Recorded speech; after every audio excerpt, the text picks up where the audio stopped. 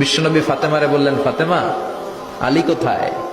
ফাতেমা বলল, আপনার জামাই আলী আমার সাথে ঝগড়া করে বাইরে গেছে। বিশ্বনবীর চেহারাটা আগুনের গোলার মতো লাল হয়ে গেল। বিশ্বনবী ডেকে বললেন, ফাতেমা, তুমি বিশ্বনবীর মেয়ে হতে পারো, কিন্তু আলী তোমার স্বামী।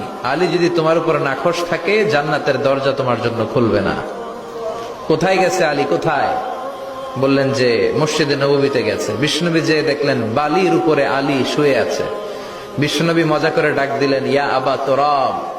তোরাব অর্থ বালি, তোরাব মানে কি? বিশ্বনবী ডাক দিলেন, ইয়া আবা তোরাব, মানে হে বালির বাবা আলী, ওঠো। এখন আলী ওঠে না, রাগ করে আসছে।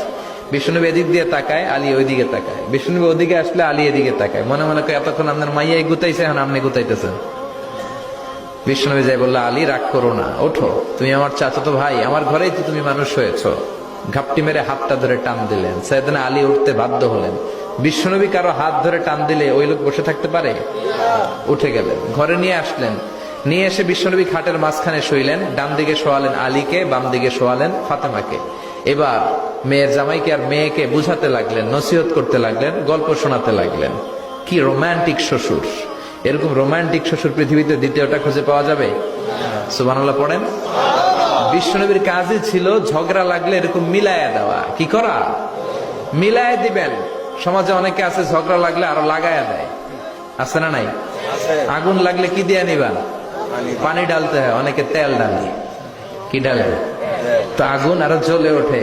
বিশ্বনবী বললেন, না, খবরদার, ইসলাহু যাতিল বাইন, মিলায় দিবেন। স্বামী স্ত্রীর ঝগড়া মিলায় দেন, ভাইয়ে ভাইয়ে কোপাকুপি মিলায় দেন, এলাকায় এলাকায় গ্রামে গ্রামে মারামারি না লাগাইয়া মিলায় দেন। জান্নাতে আপনার ঘরটারে বড় করে দিবে কে? বিশ্বনবীর কাজ ছিল মিলায়া দেয়া। বিশ্বনবী মক্কা থেকে মদিনায় হিজরতের আগে মদিনায় 2টা গোত্র ছিল। এই গোত্রের মধ্যে 120 বছর ধরে মারামারি। কয় বছর? কেউ এই মারামারিটা বন্ধ করতে পারে না। গোত্র 2টার নাম হচ্ছে আউস আর খাজরাজ। আউস খাজরাজের মারামারি। বাবা মরে যাওয়ার সময় ছেলের ওসিয়ত করা যায়, নসিহত করা যায়, বাবারে আমারে কোপাইছে, তুইও কোপাবি। ওই বলে আবার নাতিরে কয়, আমারে মারছে, তুইও মারবি। তো বংশ পরিক্রমায় মারামারি চলতেই থাকে, কেউ আর থামাইতে পারে না। বিশ্বনবী মক্কা থেকে মদিনায় হিজরত করতে এসে মদিনায় বাসাবাড়ি করে 7 দিনের মাথায় 120 বছরের মারামারি থামায় দিলেন। কি নবী ছিল! মিলায় দিতেন। ফাসলিহু বাইনা আখাওয়াইকুম, ভাইয়ে ভাইয়ে মারামারি লাগলে মিলায় দাও। স্বামী স্ত্রীর ঝগড়া হলে মিলায়ে দিবেন। এজন্য মায়েরা, বোনেরা, বিশ্বনবী বলেছেন, তাকফুরনাল আশিরা, মেয়েদের সবচেয়ে বড় একটা সমস্যা হচ্ছে স্বামীর নাশুকরি করে। স্বামী দিতে পারলে ভালো, দিতে না পারলে তুমি আমার জীবনে কিচ্ছু দাও নাই। এরকম আছে না নাই? স্বামী আর স্ত্রী বানায় যেজন মিস্ত্রি, সে বড় আজব কারিগর। ঠিক কিনা? এই জন্য এই সম্পর্কটা সাইয়েদনা আদম আর হাওয়া থেকে শুরু হয়েছে। কিয়ামত পর্যন্ত স্বামী আর স্ত্রীর এই সম্পর্কের মাধ্যমে গোটা বিশ্বটারে জারি রেখে দিয়েছে কে? তো এই জন্য নারীদের জন্য জান্নাতে যাওয়া সহজ, তারা যদি কিছু প্রসিডিউর মেনটেন করে। বিশ্বনবী বললেন, কোন নারী যদি 4টা কাজ করে, ওই নারীর জন্য 8টা জান্নাতের দরজা খুলে দিবে কে?